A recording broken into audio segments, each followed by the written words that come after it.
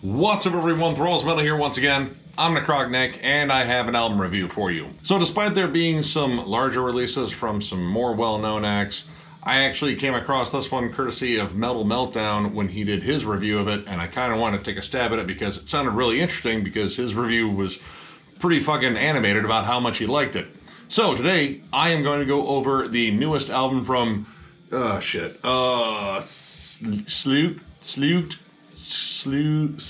Slut. That's not it. That's way off. One of those is right. Probably not Slut, but one of the other ones was probably close. Anyway, we're going to go over their new album, Goddess. Came out on the 18th of March on Century Media Records. This band formed in 2011 in Denmark. This is their fourth album. I believe their earlier stuff was more black metal, and now they've kind of shifted to like a blackened heavy metal / speed metal sound overall. And honestly, this is the first time I've ever heard this band, and I probably even heard of, because I would have remembered a name I couldn't pronounce like that. But everything about it sounded interesting. I like blackened heavy metal and blackened speed metal and blackened thrash metal.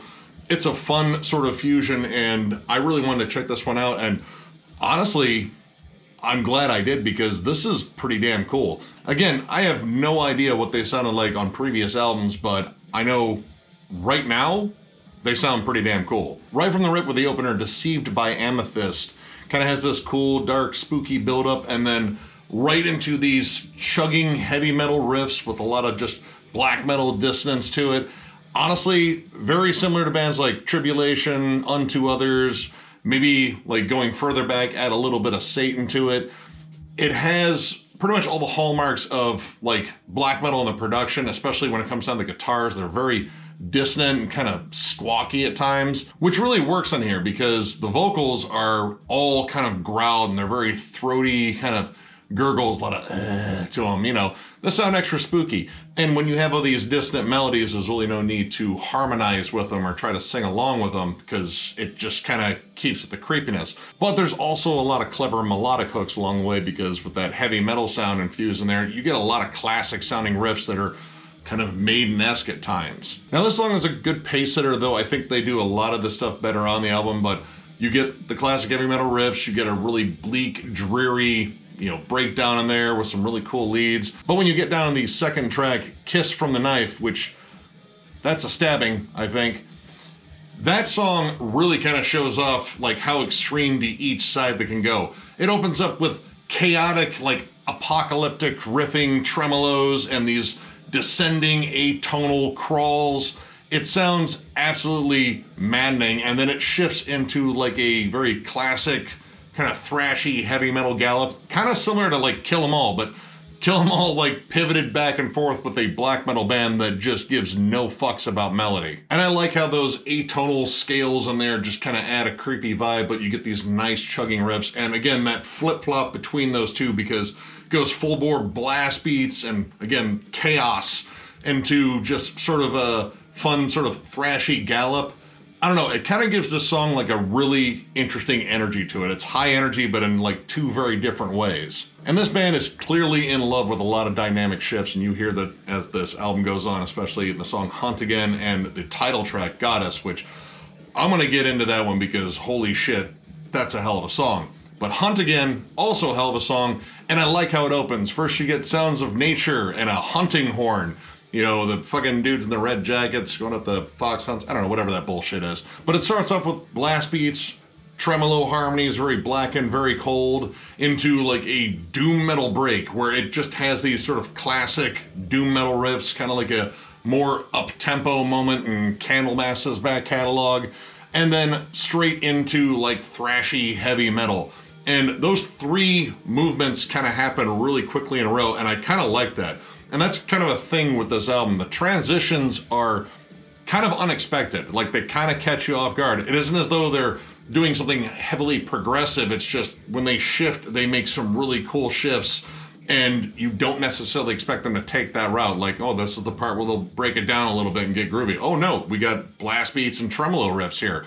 I really didn't sense that coming next, but it's cool how it fits. And this song throws in some wild little moments. There's a section where the tremolo riff actually sounds more like surf rock.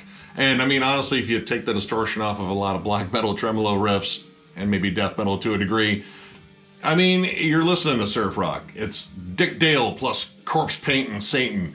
But I kind of like that. They kind of strip back a little bit of the distortion and kind of let that classic surf rock sound kind of just peek out for a second. That is preceded by some snare roll sort of stomp rhythm that I think was really fun and kind of punky and just, I don't know, it has an interesting little swing to it. And then after that, we get some Maiden-esque guitar harmonies. A lot of cool stuff sort of packed into these songs, which these songs are longer.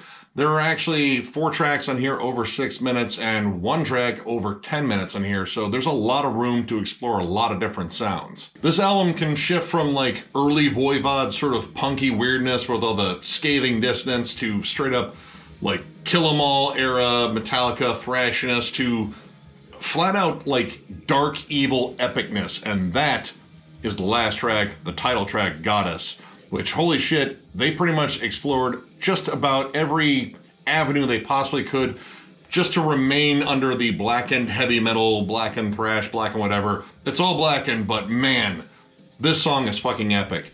It is easily the best track on here. It is the big one at about 11 minutes, and holy shit, right when the riff kicks in, you pretty much know, like you pretty much feel it immediately, like this is about to be a banger. They essentially write the best song on the album.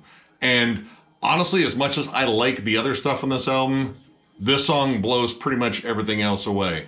It's way more melodic. The hooks are less dissonant and more epic, but it's like epic evil, so it doesn't feel like cheesy at all. The lead work on here is the best on the album too. There are really cool like lead trade-offs. I believe both guitarists are doing leads.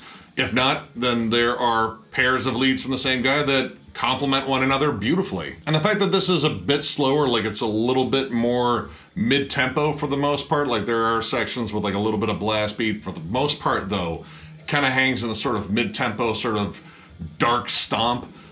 The vocals sound a little bit more sinister because he sort of drags out the growls like a little bit more. And I think that gives it like a way more sinister feel overall, which I really love. And I love the fact that if you're not paying attention to the track times or anything like that and kind of watching it count down, you kind of sense the end of the song. It's ending on this gorgeous melody. It's absolutely fucking captivating and slowly kind of fading out.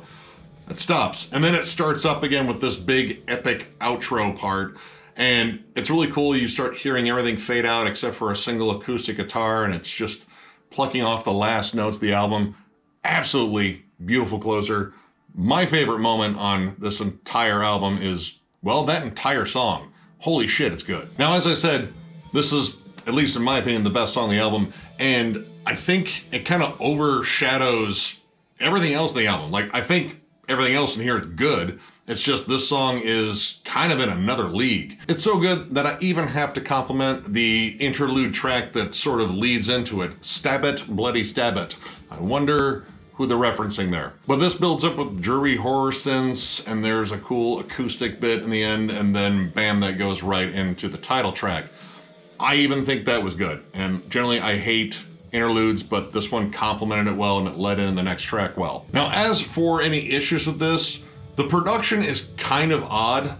I think it's kind of compressed for, well, most things blackened, and the drums are kind of oddly forward in the mix, but they have such a great punch to them. The bass drum in particular is very punchy on here, but sometimes the guitars come off maybe a little too squawky, especially when they're trying to do something more melodic. The song Fealty Thunder Whip, while I like it, I think it's a solid song. It's kind of similar to the opener.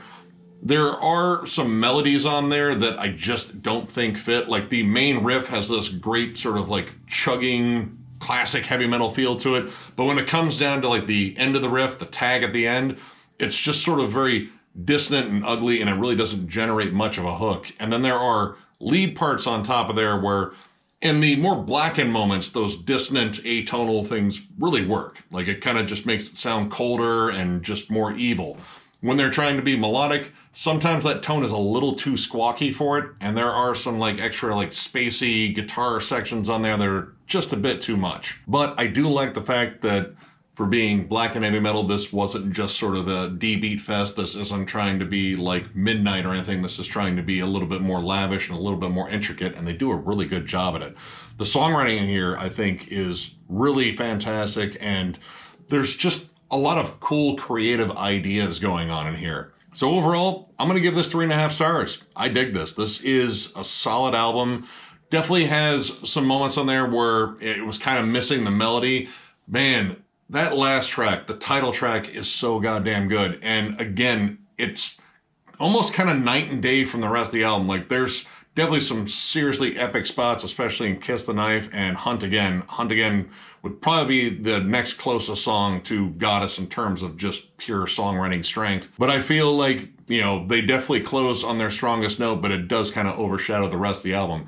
And that isn't even to say the rest of the album is bad. It's just not as good as that one track. I definitely want to check out more by this band. I don't know when they made their shift from like black metal to blackened heavy metal, but they're solid musicians, clearly, and they're really creative writers, so I definitely want to hear all their stuff and kind of weigh in on it. Again, if you love stuff like Tribulation or Unto Others, like that sort of, you know, riff style, sort of ambience, that sort of dark but catchy sound that has like classic heavy metal roots, but like a little bit of black metal to it, or a lot. There's a lot of black metal to this. Definitely check this out. It is well worth multiple spins. Outside of some minor gripes and the fact that their name is impossible to pronounce, at least for me, because I suck at this album is a banger, and I strongly recommend it. So, if you enjoyed this review, give it a thumbs up, and if you are new to the channel, subscribe, because we do stuff like this all the time. We are also on Patreon. If you'd like to help us out there, there'll be a link down below. We still have plenty of shirts for sale, and all you have to do is click the link down below that says thrallsmetal.com. Go on there, and you can order one for yourself. And if Larry has not gotten a hold of us by now, Larry, get a hold of us. You won the giveaway. All you have to do is send an email to thrallsmetal@gmail.com. Give us your particulars, put in the fucking caption like, hey, you giant fucking losers, I won your shit, so gimme. Or maybe something much nicer than that. Either way, you won it, and we want to give you your shit so we don't have to talk about it at the end of videos now. So anyway, thank you all once again for watching, subscribing, following us. This has been an awesome dream, and we want to keep this thing rolling as long as possible because we love this shit, and we love that you love to watch this shit. I've done this bit before. Anyway, thank you all, and we will catch you later.